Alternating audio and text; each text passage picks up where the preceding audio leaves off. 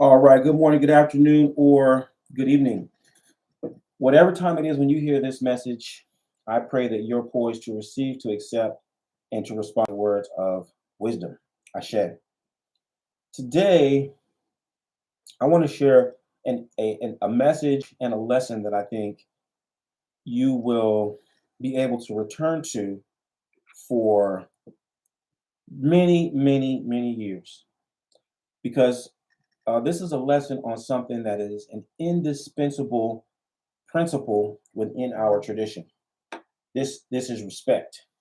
Okay, respect is mandatory in our tradition. It is not optional. It's not something that you get to pick and choose who you're going to respect or when you're going to be respectful or when you feel disrespected that now you're going to just drop all form of decorum and revert back to your street self. That's not okay in this tradition. And to drive it home before I go really into the lesson, let me give you a little bit of backdrop to help you perhaps understand the differences in the psychology, right?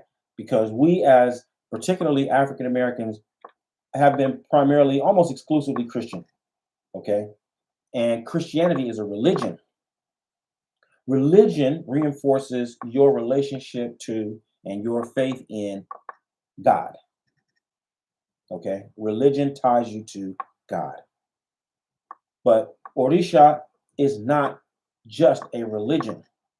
There is religion in it, but it's not by definition a religion. It's a tradition. Orisha is tradition. Tradition binds you to your family lineage and then links your family with the community of other families who also adhere to the same customs and practices, right?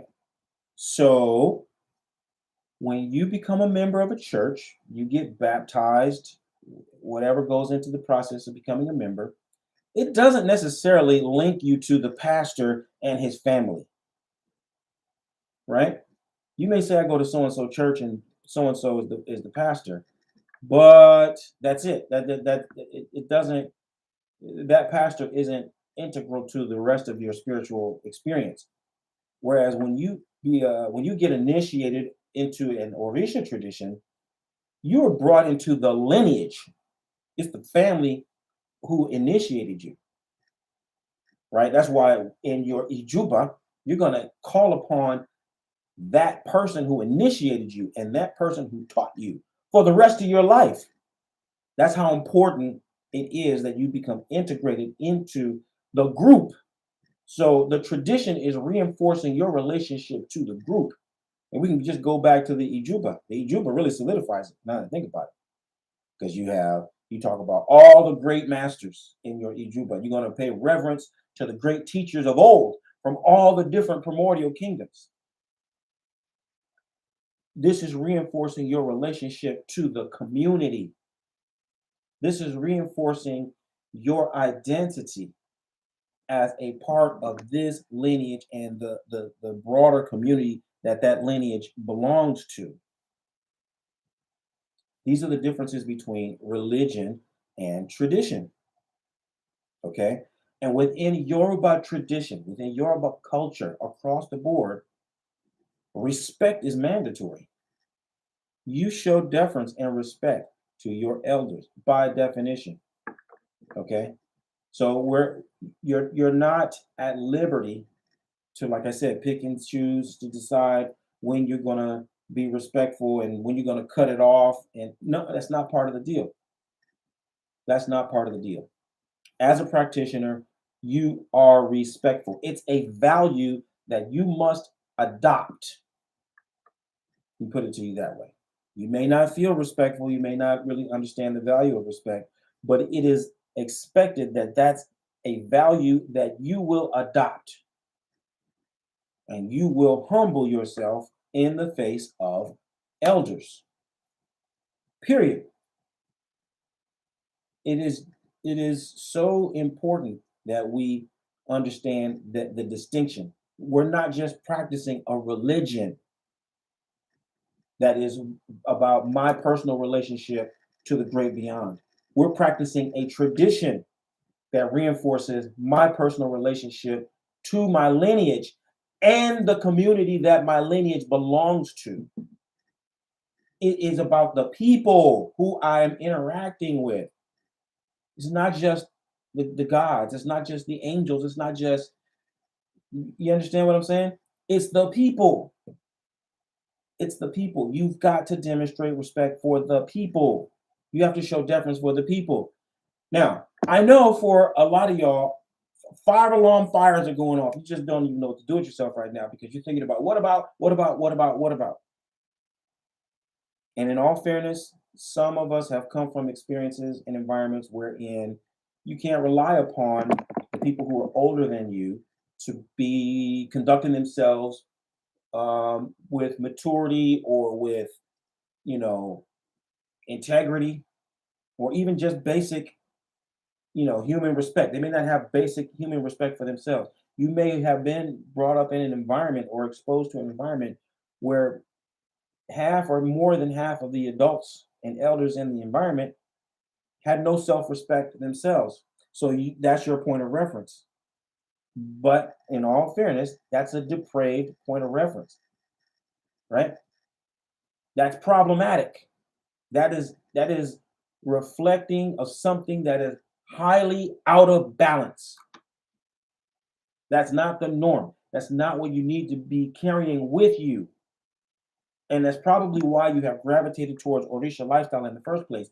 Your soul knows that you need something that's going to heal and balance you out and put you back into the norm of what the human experience is supposed to be.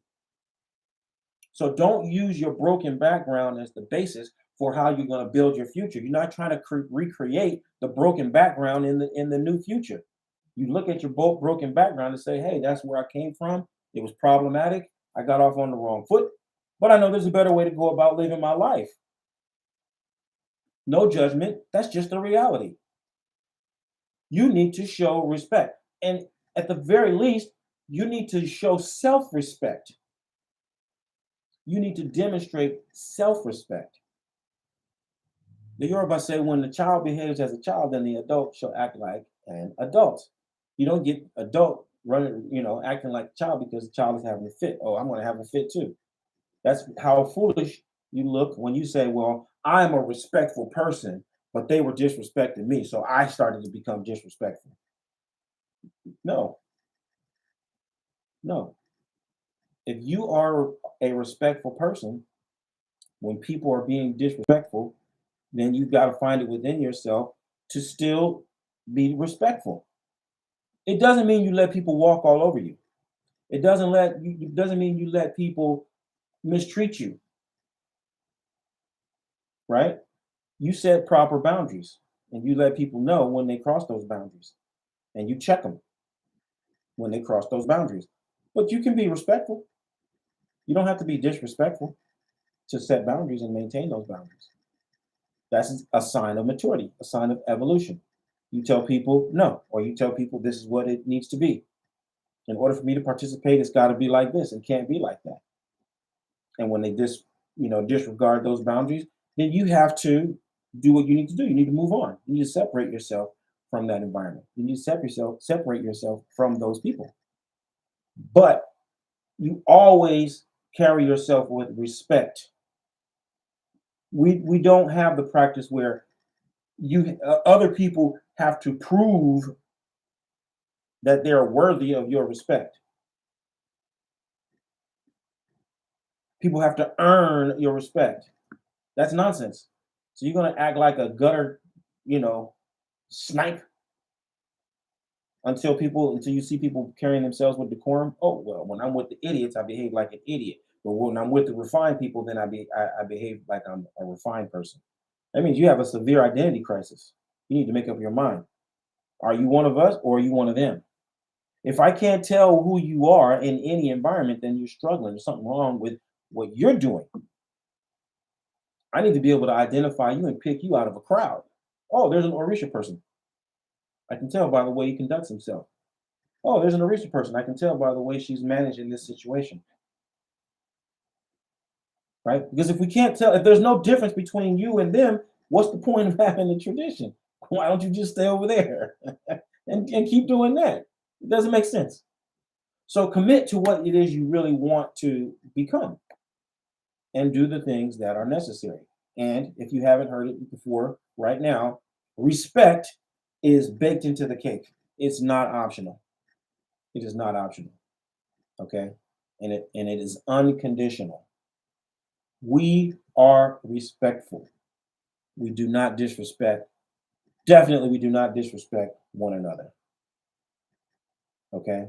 I was with an elder once, and he was telling me how it's so deep that even if you think that your elder has disrespected you, you go to him with cola, with Obi, with Orobo, with gin, and you apologize, right? Which for again, a lot of people, you're like, you're so thin skinned. Oh, you can't even imagine that. But it's called managing up. In the business world, it's called managing up. I have more experience. I'm more seasoned than the person who is supposed to be my boss. So I'm gonna manage him or I'm gonna manage her from a lower position. I'm going to demonstrate the decorum and the methodology and the protocol that this person is supposed to be adhering to. It seems unfair, you know, from an immature perspective. It seems unfair, right? But as you age and you mature and you become more seasoned, you realize you don't want to be dirtying yourself every time you run into somebody who you think is disrespecting you, or you don't want to fall into the habit of disrespecting people because you think they aren't doing the right thing, or you think that they don't have the right answer, right? So you don't let yourself off the hook, is what I'm trying to say. Don't give yourself permission to misbehave. Because when you start to say that you're going to pick and choose who you're going to respect or what the conditions are going to be when you behave, respectfully, what you're doing is you're setting yourself up for mediocrity. You're setting yourself up to reinforce your own biases and keep yourself stuck at a certain level of growth and development, right? Respect is a discipline like everything else. You don't want to do it all the time. It doesn't seem right that you have to do it all the time. But like Mike Tyson said, you do what you don't want to do in a way that looks like you love it, right? It looks like you love it. You learn to love it because you know that by doing it, even when you don't want to do it, that's what's going to distinguish you from all the others. Because all the average mediocre ones do it conditionally. They practice respect when it's convenient for them. And they don't elevate, they don't evolve. They don't get blessed. Because the other side of the equation is that the deities and the elders observe and they want to see and know, are you ready?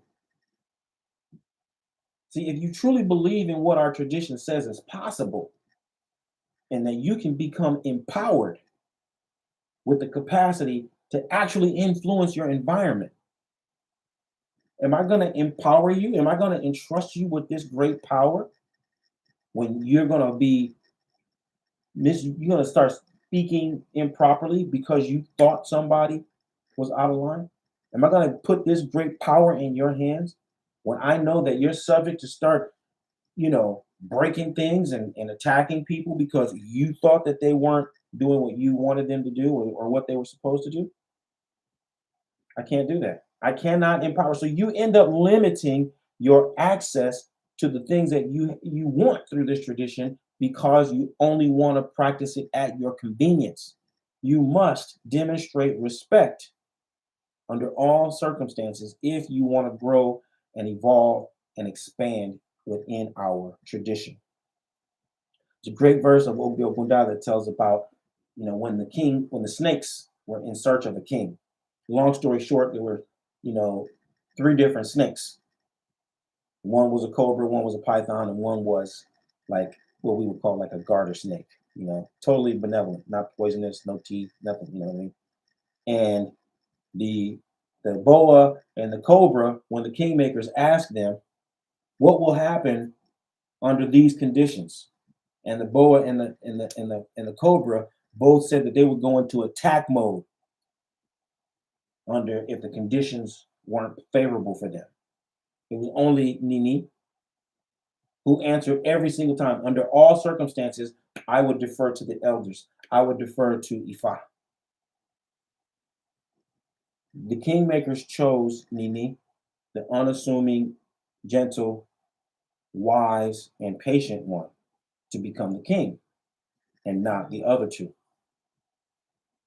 That is a perfect model for how we are empowered in our tradition. That's how we are empowered in our tradition. You have to be selected, you got to be chosen. And the ones who have the power are only going to choose people who demonstrate readiness to manage and maintain that power. Respect is one of the universal principles and practices that will indicate whether or not you are ready to accept and receive and manage power in our tradition. So, if you want to grow and you want to be more influential, learn to adopt respect under all circumstances, under all conditions. It is not negotiable. Respect is mandatory. And this message is for everybody, everybody, because there's no way in the Orisha world that you're going to be able to operate independently of respect. But it's especially for the leaders. I'm looking for leaders. I'm looking for people who are ready, willing, and able to transform the world through positive influence.